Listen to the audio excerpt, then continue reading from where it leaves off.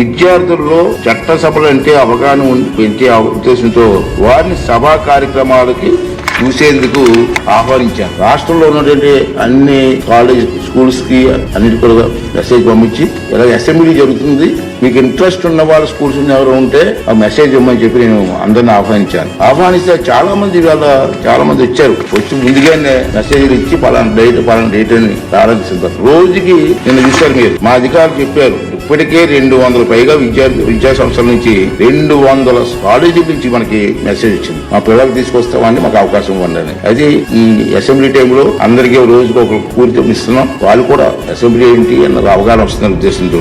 మీకు తెలుసు, ఒక సదుద్దేశం ఏంటంటే విద్యార్థులకు రాజకీయాలన్నా చట్టసభలన్నా ప్రజాప్రతినిధులన్నా సానుకూల అభిప్రాయం కలగాలన్న ఉద్దేశంతో వారిని ఆహ్వానించాను. కానీ మనం చేస్తున్నది ఏమిటి? గవర్నర్ గారి ప్రసంగాన్ని నినాదాలతో అడ్డుకొని కాగితాలు చింపి వెలజల్లని సభ్యుల ప్రవర్తన చూసి ఆ విద్యార్థులు ఏం నేర్చుకుంటారు?